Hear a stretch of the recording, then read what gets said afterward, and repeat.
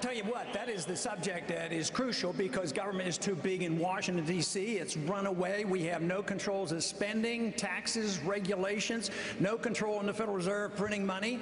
So if we want government, whether it's medical care or whatever, it's proper to do it at the local level as well as our schools. But there is no authority in the Constitution to do so much of what we're doing. There's no authority for them to run our schools, no authority to control our economy, and no authority to control us as individuals on what we do with our personal lives.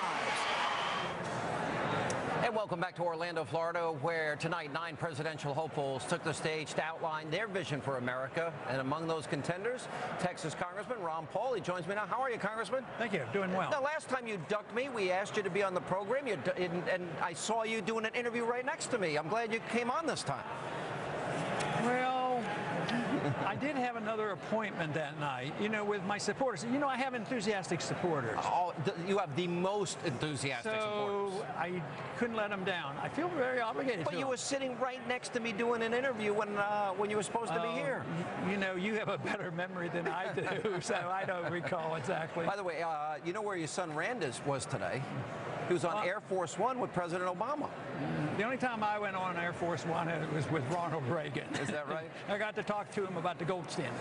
Well, listen, you see the price of gold? Look, you know, I was thinking about you. You know, a lot of what you say, the role of government has gotten way out of control. They want to control every aspect of our lives. When you get into those libertarian principles, I agree with 95% of what you say. That's pretty good. All right, pretty good. For example, look at Bernanke and what, you know, QE 5000. And, you know, I don't think it's going to work. Right. I think it's government involvement. Your thoughts on what he was proposing earlier this week? Well, it's just more of the same, and that's all they know, and that's all Bernanke knows. If you study his history, all he said, he did all his research on the Depression, and he said the Depression wouldn't have lasted if they'd have printed more money much, much faster. But he didn't realize that they printed too much money in the 20s, caused the bubble, and that's how we got the Depression. So Greenspan started it by keeping interest rates too low. That was first QE. Then they had the emergency. Then they had the QE2. And then he said, we're going to keep interest rates very low until 2013. Now he's come up with another one. And the only thing he's ever offered is printing more money. And when you do that, you distort the market. The most important thing in a market is to have prices. Everybody knows wage and price controls are very, very bad. But we constantly accept the notion that the Federal Reserve can fix the price of money, and that's his interest rate. And it is key to the problem. Unless we deal with that, you can't deal with the problem of unemployment and savings and capital and all these things. That's why the monetary issue is so important. You know, if you look at what Obama's doing, massive government stimulus, that fails. Massive government debt and deficits, that's hurting the country. Massive regulation, all these things you would fix. And you know, I think you and a lot of the people up on that stage tonight were right. The only thing I always find myself in disagreement with you, and I don't understand, I want to really give you a chance to explain this. Why do you think we have no business or role in preventing a madman, Holocaust-denying guy like Ahmadinejad that wants to wipe Israel off the map, repeatedly states it, an enemy of the United States? Why do you think we shouldn't involve ourselves early before he gets a nuclear weapon? Well, first, we don't have the authority. Second, we don't have the money. Third, it hurts our national security. And fourth, I think it hurts Israel for us to be doing all those things. What do you mean we don't have the authority? Whose authority? I mean, where is it written in the Constitution that we should be the policeman of the world? It doesn't say that. No, you can't do it. Yeah. So but we have the right to defend ourselves. What about George Bush? George Bush had it right in the year 2000. Remember, he said, I don't want to be a nation builder.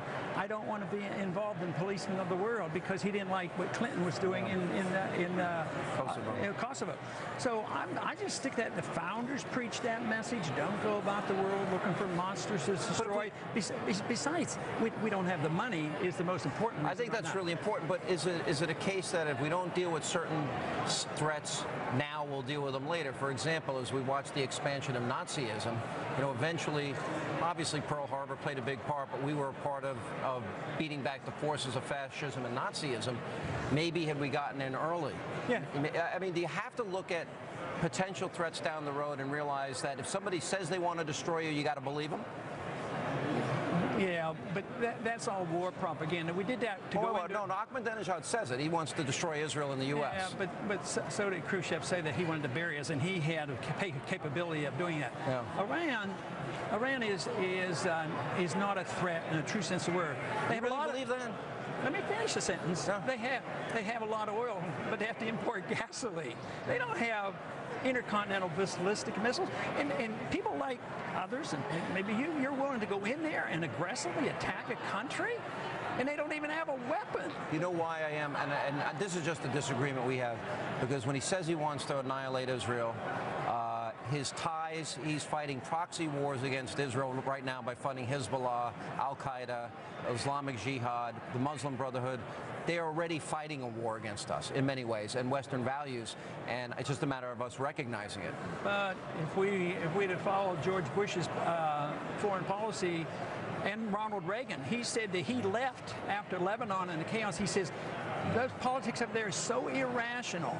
Yeah. He said that I made a mistake. He brought the troops home, and he said that if he'd have been more neutral in that area, those 241 Marines would have been still alive. So Reagan had second thoughts about it, and the founders preached it. And I think it's going to undermine our defense. I think what we're doing here it may not come to that. I think what we're doing is very dangerous to Israel. You know, this big fight in the United Nations. What are we doing with the United Nations? Why are they helping us make these decisions? Why are we even in there? Why are we funding it? I'm for getting out of it. The United Nations started that mess in 1947, and they've compounded it ever since, and they're still we agree again. There we go. Hey, come back, spend more time with us. Someday. Always good to see you. Appreciate it. All right. Your brother, your son Rand is on my radio show tomorrow, so we'll see him then. Oh, okay. I want to hear about this trip with Obama. Oh, okay. I bet that was interesting. All right, and coming up, former CEO of Godfather's Pizza, Herman Cain, is coming up next as we continue from Orlando, Florida. And as always, thanks for being with us.